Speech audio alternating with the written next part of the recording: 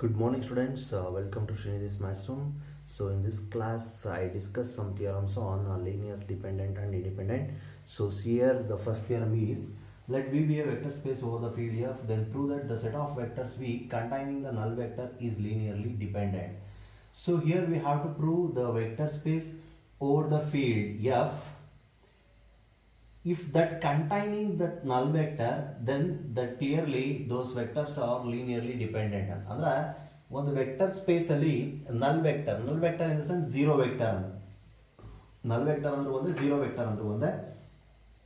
If that vector space containing the zero vector, then clearly those vectors are linearly dependent ಅಂತ ಹೇಳಿ proof ಮಾಡಬೇಕು. So ಅದನ್ನ ಇಲ್ಲಿ ನಾವಿಲ್ಲಿ ಪ್ರೂಫ್ ಮಾಡ್ತಾ ಇದ್ದೀವಿ.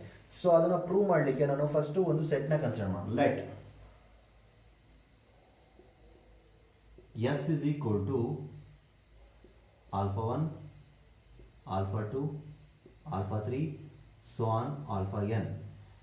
So these alpha 1, alpha 2, alpha 3, alpha n be the set of vectors of V.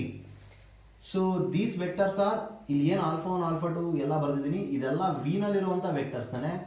ಆ vectors ನಾನು ಒಂದು ಸೆಟ್ ಆಗಿ ಬರಿತಾ ಇದ್ದೀನಿ, ಆದರೆ ಅದರಲ್ಲಿ ಒಂದು ನಲ್ ವೆಕ್ಟರ್ ಆಗಿದೆ ಅಂತ. So are the vectors of V containing null vector ಅಂತ ಹೇಳೋಣ. ಅಂದ್ರೆ ಇದೆಲ್ಲ V ನಲ್ಲಿರುವಂತ ವೆಕ್ಟರ್ಸ್ ಆದ್ರೆ ಅದರಲ್ಲಿ ಒಂದು ನಲ್ ವೆಕ್ಟರ್ ಅಂತ. ಸೊ ಅದ್ರಲ್ಲಿ ಯಾವ್ದಾದ್ರು ಒಂದನ್ನ ನಾವು ನಲ್ ವೆಕ್ಟರ್ ಆಗಿ ಅಂದ್ರೆ ಝೀರೋ ವೆಕ್ಟರ್ ಆಗಿ ಚೂಸ್ ಮಾಡೋಣ. ಸೊ ಇಲ್ಲೇನ್ ಮಾಡ್ತೀನಿ ಅಂದ್ರೆ suppose alpha 1 is equal to 0 ಅಂತ ಹೇಳಿ ಒಂದು ವೆಕ್ಟರ್ನ ಝೀರೋ ವೆಕ್ಟರ್ ಆಗಿ ಅಥವಾ ಅಂದ್ರೆ ನಲ್ ವೆಕ್ಟರ್ ಆಗಿ ಚೂಸ್ ಮಾಡ್ಕೋತಾ ಇದ್ದೀನಿ. ಸೊ ಅದನ್ನ ಚೂಸ್ ಮಾಡಿಕೊಂಡು ನಾನು ಒಂದು ಲೀನಿಯರ್ ಕಾಂಬಿನೇಷನ್ ಬರೆಯೋಣ. ಸೊ ನೋಡಿ, then consider the linear combination of the form 1 into alpha 1 plus 0 into alpha 2 plus 0 into alpha 3 plus so on 0 into alpha n is equal to 0. ನಾವು ಯಾವಾಗ ಲೀನಿಯರ್ಲಿ ಡಿಪೆಂಡೆಂಟ್ ಅಂತ ಹೇಳ್ತೀವಿ? So ಒಂದು linear combination C1 into alpha 1 plus C2 into alpha 2 plus C3 into alpha 3 plus 1 plus Cn into alpha n is equal to 0. ಈ linear combination 0 ಗೆ equate ಮಾಡಿ ಇದರಲ್ಲಿ ಎಲ್ಲಾ C1 ಸ್ಕೇಲಾರ್ಸ್ ಏನಿದೆ, not all Ci's are 0 ಅಂತ ಹೇಳ್ತೀವಿ. ಎಲ್ಲಾವುದೂ 0 ಆಗಿದ್ರೆ ಲೀನಿಯರ್ಲಿ ಇಂಡಿಪೆಂಡೆಂಟ್. ಅಟ್ಲೀಸ್ಟ್ ಯಾವ್ದಾದ್ರು ಒಂದು ನಾನ್ ಝೀರೋ ಆಗಿದ್ರು ಕೂಡ ಆಗ ನಾವು ಲೀನಿಯರ್ಲಿ ಡಿಪೆಂಡೆಂಟ್ ಅಂತ ಹೇಳ್ತೀವಿ. ಸೊ ಇದನ್ನ ಇದ್ರ ಜೊತೆ ಕಂಪ್ಯಾರಿಸನ್ ಮಾಡಿ.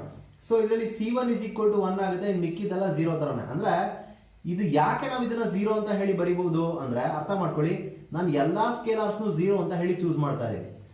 ಅದೇ ಆಲ್ಫಾ 1 ನಾನು 0 ಅಂತ ಹೇಳಿ ತಗೊಂಡ್ರೆ 1 into 0 ಅಂದ್ರೆ 0 ಆಗುತ್ತೆ. Totally this is equal to 0 ಆಗುತ್ತೆ. ಅಂದ್ರೆ ಈ ತರದ್ದು ಒಂದು ನಾವು ಲೀನಿಯರ್ ಕಾಂಬಿನೇಷನ್ ನ ಬರಿಬಹುದು. ಈ ಲೀನಿಯರ್ ಕಾಂಬಿನೇಷನ್ ನ 0 ಗೆ ಈಕ್ವೇಟ್ ಮಾಡಬಹುದು. ಈ ಲೀನಿಯರ್ ಕಾಂಬಿನೇಷನ್ ನಾವು ಬರೆದ್ರು ಕೂಡ ಅದು 0 ಗೆ ಹೇಗೆ ಈಕ್ವೇಟ್ ಆಗುತ್ತೆ ಅಂದ್ರೆ ಆಲ್ಫಾ 1 0 ಆಗಿರೋದ್ರಿಂದ ಮಿಕ್ಕಿದ್ದೆಲ್ಲಾ ಸ್ಕೇಲಾರ್ಸ್ ನಾನು 0 ಅಂತ ಹೇಳಿ ತಗೊಂಡಿರೋದ್ರಿಂದ ಆಟೋಮೆಟಿಕಲಿ ಅದು 0 ಆಗುತ್ತೆ. ಸೊ ಹಾಗಾಗಿ ಈ ಲೀನಿಯರ್ ಕಾಂಬಿನೇಷನ್ ಎಕ್ಸಿಸ್ಟ್ ಆಗುತ್ತೆ ಅಂತ ಹೇಳಿ ತಗೊಂಡ್ರು. ಸೊ ಆ ಲೀನಿಯರ್ ಕಾಂಬಿನೇಷನ್ ಯಾವ ಫಾರ್ಮೆಟ್ ನಲ್ಲಿದೆ? There exist the relation of the form.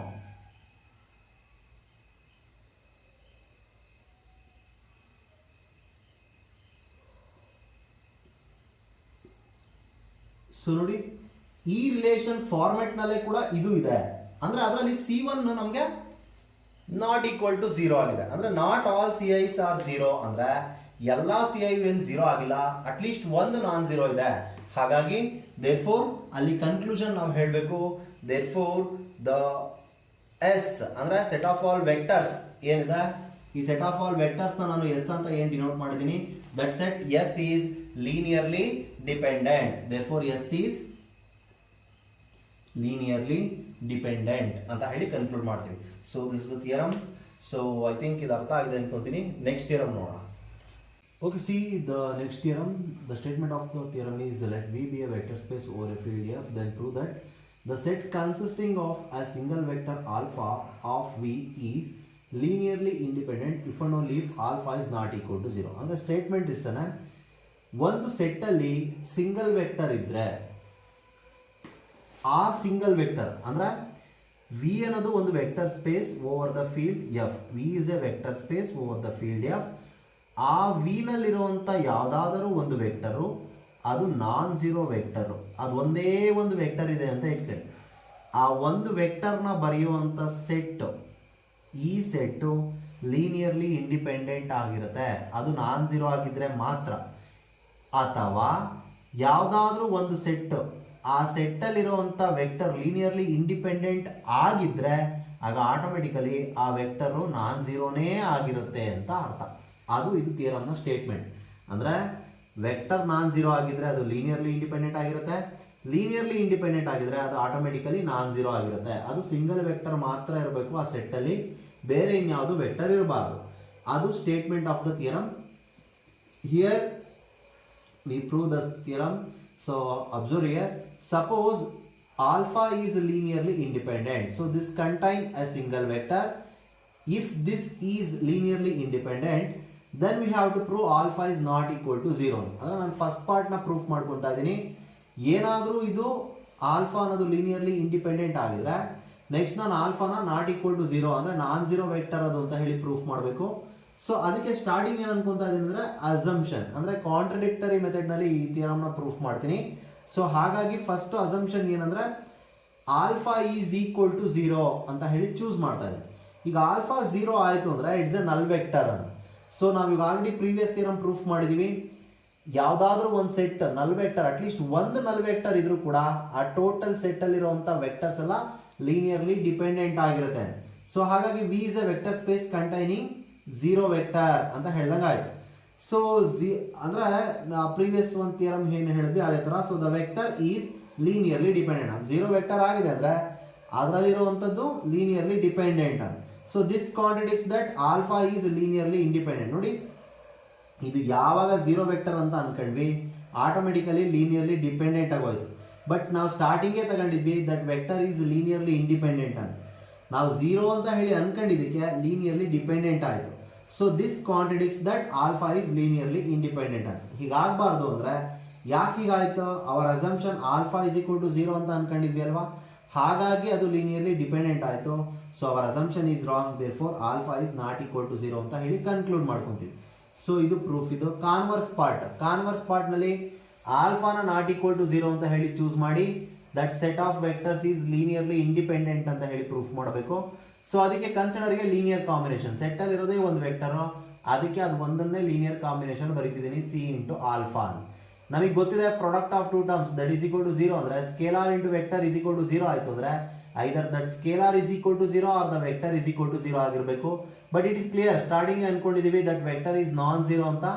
So ಹಾಗಾಗಿ ಇದು ಆಲ್ಫಾ ನಾನ್ 0 ಆಯ್ತು ಅಂದ್ರೆ the only possibility is the scalar is equal to 0 ಅಂತ. ಸೊ ಸಿ 0 ಆಯ್ತು ಅಂದ್ರೆ ಆಟೋಮೆಟಿಕಲಿ ಲೀನಿಯರ್ಲಿ ಇಂಡಿಪೆಂಡೆಂಟ್. ಸೊ ಅದನ್ನೇ ನಾವು statement definition of linearly independent ಹೇಳಬೇಕಾದ್ರೆ ನಾವು ಹೇಳಿರೋದು ಸ್ಕೇಲಾರ್ಸ್ ಎಲ್ಲ ಪೂರ್ತಿ 0 ಆಗಿದ್ರೆ ಆಟೋಮೆಟಿಕಲಿ ಅದು ಲೀನಿಯರ್ಲಿ ಇಂಡಿಪೆಂಡೆಂಟ್ ಆಗಿರುತ್ತೆ. ಸೊ ಅದನ್ನೇ ಕೂಡ ನಾವು ಇಲ್ಲಿ ಪ್ರೂಫ್ ಮಾಡಿದೀವಿ. ಐ ಥಿಂಕ್ ಇದು ಅರ್ಥ ಆಗಿದೆ ಅನ್ಕೊಂತೀನಿ. ಸ್ವಲ್ಪ ಥಿಯರಿ ಓರಿಯೆಂಟೆಡ್ ಇದ್ದಿದ್ದರಿಂದ ನಾನೇ ಬರ್ದಿದ್ದೀನಿ. Okay, see the next theorem. The statement of this theorem is let V be a vector space over a field F, then prove that every non-empty subset of V, subset of a linearly independent set of vectors of V is linearly independent. And the statement of the theorem nodi ಏನಂತ. So V is a vector space over the field F. ಈ vector space ನಲ್ಲಿ ಒಂದಷ್ಟು vectors ನ choose ಮಾಡೋಣ. Alpha 1, alpha 2, alpha 3, so on alpha n ಅಂತ ಹೇಳಿ ಒಂದಷ್ಟು vectors ನ ಚೂಸ್ ಮಾಡ್ತಾ ಇದ್ದೀವಿ. Set of these vectors R linearly independent ಅಂತ ಅನ್ಕೊಳ್ಳಿ. ಈ ವೆಕ್ಟರ್ಸ್ ಗಳು ಲೀನಿಯರ್ಲಿ ಇಂಡಿಪೆಂಡೆಂಟ್ ಆಗಿದೆ. ಸೊ ಅದನ್ನು ನಾನು ಎಸ್ ಅಂತ ಹೇಳಿ ಡಿನೋಟ್ ಮಾಡ್ತೀನಿ. ಆ ಟೋಟಲ್ ಲೀನಿಯರ್ಲಿ ಇಂಡಿಪೆಂಡೆಂಟ್ ವೆಕ್ಟರ್ಸ್ ನ ಸೆಟ್ ಏನಿತ್ತು ಅದನ್ನ ಎಸ್ ಅಂತ ಹೇಳಿ ಡಿನೋಟ್ ಮಾಡ್ತಾ ಇದ್ದೀನಿ. So S is a linearly independent set of all linearly independent vectors. S is a set of all linearly independent vectors. Clearly this S is a subset of V. ಅದು automatically V ಗೆ subset ಆಗಿರುತ್ತೆ. ಯಾಕೆ ಅಂದ್ರೆ ಈ vectors ಎಲ್ಲ V ನಲ್ಲೇ ಇರುವಂತ vectors. ಈಗ ನೆಕ್ಸ್ಟ್ T ಅಂತ ಒಂದು ಬರೀತಾರೆ. T ಅನ್ನೋದು ಒಂದು ಸೆಟ್ ಹೇಳ್ತಾ ಇದೆ. ಈ ಸೆಟ್ S ಗೆ ಸಬ್ಸೆಟ್ ಅಂತ ಅನ್ಕೊಳ್ಳಿ. T is a subset of S ಅಂತ.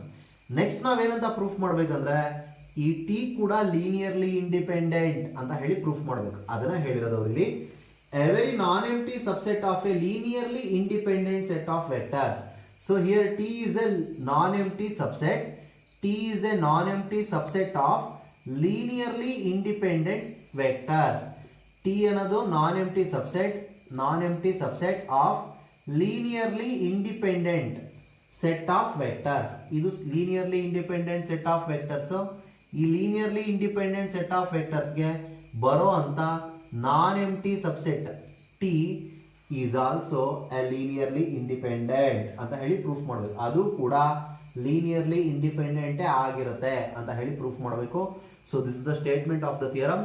ಸೊ ಕೆಲವೊಂದು ಸೆಂಟೆನ್ಸ್ ನಾನು ಸ್ಟಾರ್ಟಿಂಗ್ ಬರ್ದಿದ್ದೀನಿ. ಏನಂದ್ರೆ let S be a linearly independent subset of V ಅಂತ ಹೇಳಿ ಚೂಸ್ ಮಾಡ್ತಾ ಇದ್ದೀನಿ. And then T be a subset of S ಅಂತ ಹೇಳಿ ತಗೋತಾ ಇದ್ದೀನಿ.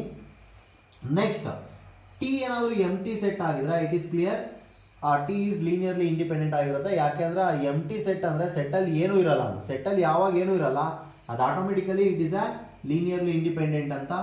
Next suppose T is non empty ಆದ್ರೆ, ಟಿ ನಲ್ಲಿ ಏನಾರ ಎಲಿಮೆಂಟ್ಸ್ ಗಳ ಎಕ್ಸಿಸ್ಟೆನ್ಸ್ ಆದ್ರೆ then there arises the two cases, ಎರಡು ಕೇಸಸ್ ಅರೈಸ್ ಆಗುತ್ತೆ. ಒಂದು ಕೇಸು ನಾನು ಇಲ್ಲಿ S is a linearly independent subset of V ಅಂತ ಹೇಳ್ತಾ ಇದ್ದೀನಿ.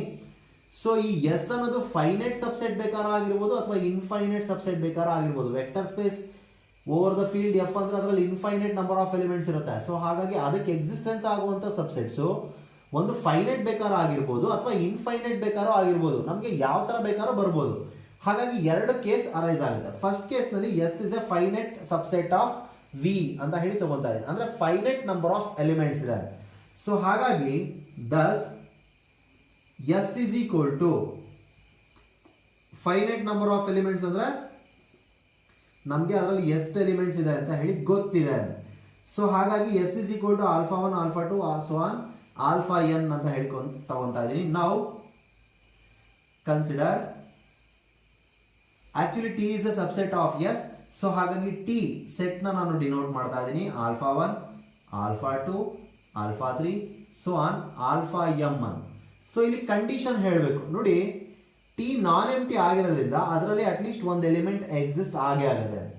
ಸೊ ಆ ಎಂ ಅನ್ನೋದು number of element in T ಅನ್ನೋದು 1 ಗಿಂತ ಜಾಸ್ತಿ ಅಥವಾ ಹಾಗೆ n ಗಿಂತ ಕಮ್ಮಿ, ಮೇ ಬಿ 1 ಗೆ ಈಕ್ವಲ್ ಆಗಿರಬಹುದು, ಒಂದೇ ಒಂದು ಎಲಿಮೆಂಟ್ ಇರಬಹುದು, ಅದು ನಾನ್ ಜೀರೋನೇ ಆಗಿರ್ಬೇಕು, ಅದು ಲೀನಿಯರ್ಲಿ ಇಂಡಿಪೆಂಡೆಂಟ್ ಅಂತ ಹೇಳಬೇಕು ಅಂದ್ರೆ.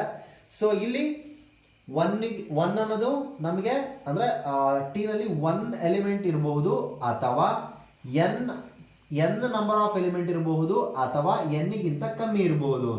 ಅರ್ಥ ಮಾಡ್ಕೊಳ್ಬೇಕು. T is a subset of S ಆಗಿರೋದ್ರಿಂದ ಟಿ ನಲ್ಲಿ ಬರುವಂತ ಎಲಿಮೆಂಟ್ಸ್ ಗಳೆಲ್ಲ ಎಸ್ ಅಲ್ಲಿ ಇರುವಂತ ಎಲಿಮೆಂಟ್ಸ್ ಎಂಟೈರ್ ಎಸ್ ಅಲ್ಲಿ ಇರುವಂತ ಎಲಿಮೆಂಟ್ಸ್ ಬೇಕಾದ್ರೂ ಇರಬಹುದು ಅಥವಾ ಆ ನಂಬರ್ ಆಫ್ ಎಲಿಮೆಂಟ್ಸ್ ಗಿಂತ ಕಮ್ಮಿ ಎಲಿಮೆಂಟ್ಸ್ ಬೇಕಾದ್ರೂ ಇರಬಹುದು. ಆದ್ರೆ ಒಂದ್ ಎಲಿಮೆಂಟ್ ಮಸ್ಟ್ ಅಂಡ್ ಶುಡ್, ಒಂದೇ ಒಂದು ಎಲಿಮೆಂಟ್ ಮಸ್ಟ್ ಅಂಡ್ ಶುಡ್ ಇದ್ದೇ ಇರುತ್ತೆ, ಅದು ಒಂದಕ್ಕಿಂತ ಜಾಸ್ತಿ ಬೇಕಾದ್ರೂ ಇರುತ್ತೆ. ಸೊ ಈಗ ನೆಕ್ಸ್ಟ್ ಈ ವೆಕ್ಟರ್ಸ್ ನಾವು ಲೀನಿಯರ್ಲಿ ಇಂಡಿಪೆಂಡೆಂಟ್ ಅಂತ ಹೇಳಿ ಪ್ರೂಫ್ ಮಾಡಬೇಕು ಅಂದ್ರೆ linear combination of the vectors C1 alpha 1 plus C2 alpha 2 plus C3 alpha 3 so on plus Cm alpha m is equal to 0 ಅಂತ ತಗೊಂಡು, ಅಂದ್ರೆ ಟಿ ನಲ್ಲಿ ಇರೋದನ್ನ ನಾನು ಟಿ ನ ಲೀನಿಯರ್ಲಿ ಇಂಡಿಪೆಂಡೆಂಟ್ ಅಂತ ಹೇಳಿ ಪ್ರೂಫ್ ಮಾಡ್ತಿರೋದು. ಸೊ ಹಾಗಾಗಿ ಆ ಲೀನಿಯರ್ ಕಾಂಬಿನೇಷನ್ ಚೂಸ್ ಮಾಡ್ತಾ ಇದ್ದೀನಿ.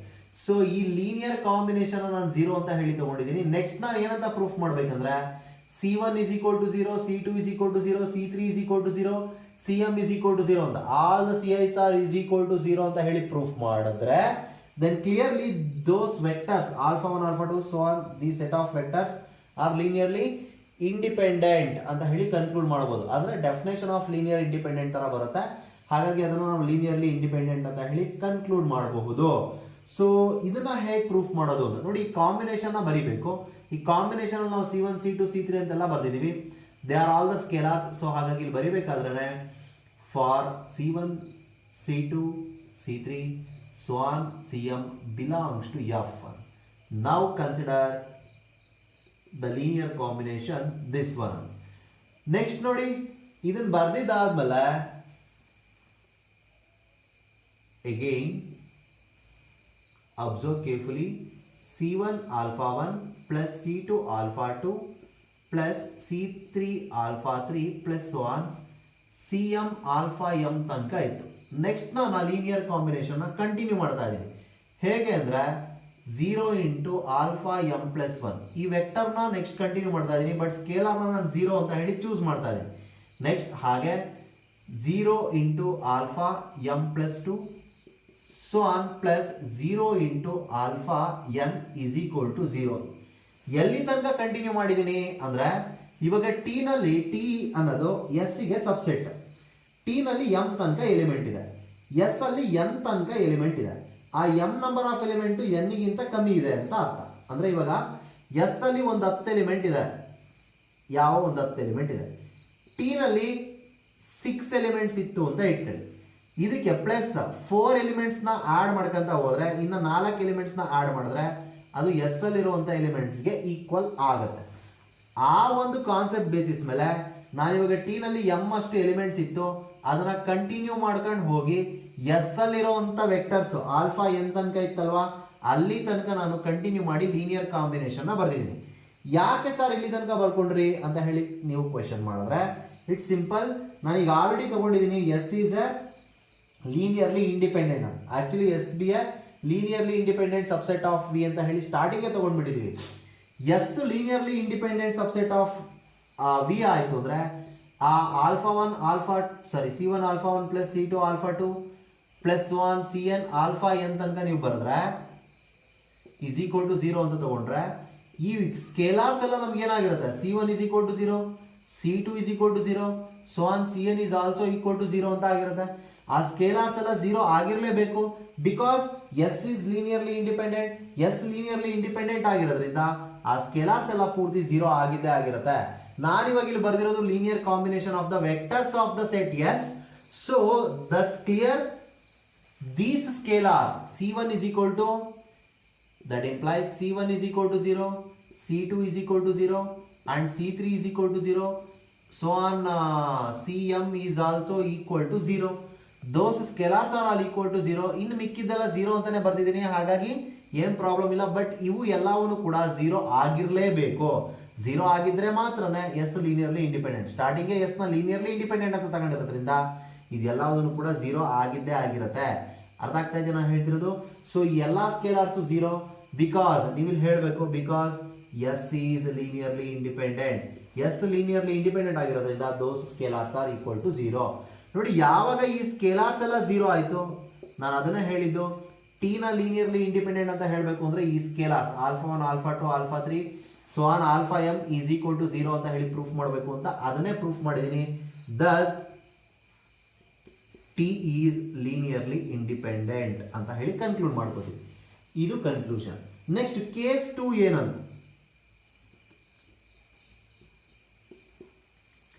So S is infinite subset of V ಅಂತ ಅನ್ಕೊಂಡು, ಎಸ್ ವಿಗೆ ಇನ್ಫೈನೈಟ್ ಸಬ್ಸೆಟ್ ಆಗಿದೆ. ಸೊ ಎಸ್ ವಿಗೆ ಇನ್ಫೈನೈಟ್ ಸಬ್ಸೆಟ್ ಆದ್ರೆ ಎಗೈನ್ ನಮಗೆ 2 ಕೇಸ್ ಅರೈಸ್ ಆಗುತ್ತೆ. ಒಂದು ಟಿ ಈಸ್ ಫೈನೈಟ್ ಆಗಿರಬಹುದು, ಫೈನೈಟ್ ಸಬ್ಸೆಟ್ ಆಫ್ ಎಸ್ ಆಗಿರಬಹುದು. ನೋಡಿ, T is finite subset of S ಆದ್ರೆ ಈಗ ಆಲ್ರೆಡಿ ಹೇಳಿದೀವಿ finite subset of S linearly independent ಆಗಿರೋದೆ ಅಂತ. ಸೊ ಅದ್ರ ಬೇಸಿಸ್ ಮೇಲೆ ನಾವು ಲೀನಿಯರ್ಲಿ ಇಂಡಿಪೆಂಡೆಂಟ್ ಅಂತ ಹೇಳ್ಬೋದು. ಇನ್ ಕೇಸ್ ಟಿ ಏನಾದ್ರು ಇನ್ಫೈನೈಟ್ ಸಬ್ಸೆಟ್ ಆದ್ರೆ, ನಾನೊಂದು ಸೆಂಟೆನ್ಸ್ ಬರ್ತೀನಿ, ನಾನೇ ಬರೆದು ಹೇಳ್ತೀನಿ. ನೆಕ್ಸ್ಟ್ ಆಮೇಲೆ ಟಿ ಈಸ್ ಇನ್ಫೈನೈಟ್ ಸಬ್ಸೆಟ್ ಆದ್ರೆ ಇನ್ಫೈನೈಟ್ ಸಬ್ಸೆಟ್ ಆಫ್ ಎಸ್ ಆಯ್ತು ಅಂತ ಇಟ್ಕೊಳ್ಳಿ. ಈ ಟಿಗೆ ಒಂದು ಡಬ್ಲ್ಯೂ ಅನ್ನೋದನ್ನ ಫೈನೈಟ್ ಸಬ್ಸೆಟ್ ನ ಚೂಸ್ ಮಾಡೋದು. Let us choose A finite subset of T, ಸರಿ, ಫೈನೈಟ್ ಸಬ್ಸೆಟ್ ಟು ಟಿ. ಟಿಗೆ ಒಂದು ಫೈನೈಟ್ ಸಬ್ಸೆಟ್ ನ ಚೂಸ್ ಮಾಡ್ತೀನಿ. ಈ ಡಬ್ಲ್ಯೂ ಟಿಗೆ ಸಬ್ಸೆಟ್ ಅಂದಮೇಲೆ ಆಟೋಮೆಟಿಕಲಿ ಎಸ್ಗೂ ಸಬ್ಸೆಟ್ ಆಗಿರುತ್ತೆ, because T is subset of S. W ಟಿಗೆ ಸಬ್ಸೆಟ್, ಟಿ ಎಸ್ ಗೆ ಸಬ್ಸೆಟ್. ಈ ಡಬ್ಲ್ಯೂ ಎಸ್ ಗೆ ಸಬ್ಸೆಟ್ ಆಗಿರುತ್ತೆ. ಎಸ್ ಲೀನಿಯರ್ಲಿ ಇಂಡಿಪೆಂಡೆಂಟ್ ಆಗಿರೋದ್ರಿಂದ ಡಬ್ಲ್ಯೂ ಕೂಡ ಲೀನಿಯರ್ಲಿ ಇಂಡಿಪೆಂಡೆಂಟೇ. ಕೇಸ್ 1 ನಾವು ಅದನ್ನೇ ಪ್ರೂಫ್ ಮಾಡಿರೋದು. ಎಸ್ ಲೀನಿಯರ್ಲಿ ಇಂಡಿಪೆಂಡೆಂಟ್ ಆಗಿರೋದ್ರಿಂದ ಡಬ್ಲ್ಯೂ ಕೂಡ ಏನಾಗಿರುತ್ತೆ, ಲೀನಿಯರ್ಲಿ ಇಂಡಿಪೆಂಡೆಂಟ್ ಆಗಿರುತ್ತೆ. ಡಬ್ಲ್ಯೂ ಇಸ್ ಅನ್ ಫೈನೈಟ್ ಅಂತ ಹೇಳಿ ನಾವು ಚೂಸ್ ಮಾಡಿರೋದು. So W finite subset of S ಆಗಿರೋದ್ರಿಂದ if W is a finite subset of S, ನೋಡಿ ಅದನ್ನ ನಾವು ತಗೊಂಡಿರೋದು ಇಟ್ಸ್ ಎ ಫೈನೈಟ್ ಸಬ್ಸೆಟ್ ಅಂತ. ಸೊ ಹಾಗಾಗಿ ಡಬ್ಲ್ಯೂ ಕೂಡ ಲೀನಿಯರ್ಲಿ ಇಂಡಿಪೆಂಡೆಂಟ್ ಆಗಿರುತ್ತೆ. ಸೊ ಡಬ್ಲ್ಯೂನೇ ಲೀನಿಯರ್ಲಿ ಇಂಡಿಪೆಂಡೆಂಟ್ ಅಂದ್ರೆ ಅದು ಕಂಟೈನ್ ಆಗಿರುವಂತ ಸೆಟ್ ಟಿ ಕೂಡ ಲೀನಿಯರ್ಲಿ ಇಂಡಿಪೆಂಡೆಂಟ್ ಆಗಿರಲೇಬೇಕು. ಹಾಗಾಗಿ T is also a linearly independent ಅಂತ ಹೇಳಿ ಕನ್ಕ್ಲೂಡ್ ಮಾಡ್ಕೋತೀವಿ. ನಾನು ಏನು ಎಕ್ಸ್ಪ್ಲೈನ್ ಮಾಡಿದೆ ಅದನ್ನು ಕೂಡ ನಾನು ಇಲ್ಲಿ ಬರೆದಿದ್ದೀನಿ. S infinite subset of V ಆಗಿದೆ. ಫಸ್ಟ್ 2 ಕೇಸಸ್ ಅರೈಸ್ ಆಗುತ್ತೆ ಇದರಲ್ಲಿ. ಟಿ ಫೈನೈಟ್ ಆಗಿರ್ಬೋದು ಅಥವಾ ಇನ್ಫೈನೈಟ್ ಆಗಿರ್ಬೋದು. ಫೈನೈಟ್ ಸಬ್ಸೆಟ್ ಆಫ್ ಎಸ್ ಆಗಿದ್ರೆ then clearly T is linearly independent. ಅದು ಒಂದು ಕಾನ್ಸೆಪ್ಟ್ ಇದೆ.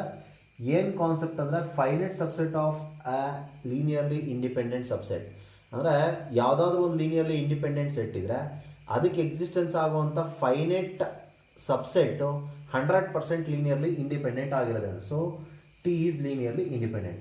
Similarly T is infinite subset of S ಆಗಿದ್ರೆ ಆಗ ನಾನು ಒಂದು finite subset of T choose ಮಾಡ್ತಾ ಇದ್ದೀನಿ. So that finite subset of T is also a finite subset of S because T is a subset of S. So from the previous case W is linearly independent. ನಾನು ಈಗ already ಹೇಳಿದೆ, ಏನಾದರೂ ಇದು finite subset of a linearly independent ಆಗಿತ್ತು ಅಂದರೆ automatically ಅದು ಕೂಡ linearly independent ಆಗಿರುತ್ತೆ ಅಂತ. So W finite subset of S ಆಗಿರೋದ್ರಿಂದ ಡಬ್ಲ್ಯೂ ಲೀನಿಯರ್ಲಿ ಇಂಡಿಪೆಂಡೆಂಟ್ ಆಗಿರುತ್ತೆ. ಈಗ ತಾನೇ ಹೇಳಿದ್ನಲ್ಲ ಆ ಕಾನ್ಸೆಪ್ಟ್ ಬೇಸಿಸ್ ಮೇಲೆ. So that implies every finite subset of T ಅಂದರೆ ಟಿಗೆ ಎಕ್ಸಿಸ್ಟೆನ್ಸ್ ಆಗುವಂಥ ಪ್ರತಿಯೊಂದು ಫೈನೈಟ್ ಸಬ್ಸೆಟ್ ಕೂಡ ಲೀನಿಯರ್ಲಿ ಇಂಡಿಪೆಂಡೆಂಟ್ ಆಗಿದ್ದೇ ಆಗಿರುತ್ತೆ. ಯಾವಾಗ ಅದು ಲೀನಿಯರ್ಲಿ ಇಂಡಿಪೆಂಡೆಂಟ್ ಆಗಿರುತ್ತೆ ಟಿ ಕೂಡ ಲೀನಿಯರ್ಲಿ ಇಂಡಿಪೆಂಡೆಂಟ್ ಆಗಿರಲೇಬೇಕು. ಟಿ ಲೀನಿಯರ್ಲಿ ಇಂಡಿಪೆಂಡೆಂಟ್ ಆಗಿದ್ರೆ ಮಾತ್ರನೇ ಅದು ಲೀನಿಯರ್ಲಿ ಇಂಡಿಪೆಂಡೆಂಟ್ ಆಗಿರೋಕ್ಕೆ ಸಾಧ್ಯ. ಸೊ ಅದೇ ಲೀನಿಯರ್ಲಿ ಇಂಡಿಪೆಂಡೆಂಟ್ ಸಬ್ಸೆಟೇ ಲೀನಿಯರ್ಲಿ ಇಂಡಿಪೆಂಡೆಂಟ್ ಆಗಿದೆ ಅಂದರೆ ಟಿ ಕೂಡ ಲೀನಿಯರ್ಲಿ ಇಂಡಿಪೆಂಡೆಂಟ್ ಆಗಿರುತ್ತೆ. So hence the theorem. So ಇದಿಷ್ಟು ಕೂಡ ಇವತ್ತಿನ ಕ್ಲಾಸ್. ನೆಕ್ಸ್ಟ್ ಕ್ಲಾಸ್ ಇನ್ನು ಡಿಫ್ರೆಂಟ್ ಕಾನ್ಸೆಪ್ಟ್ಸ್ನ ಡಿಸ್ಕಸ್ ಮಾಡ್ತೀನಿ. Thank you for watching. Thank you one and all.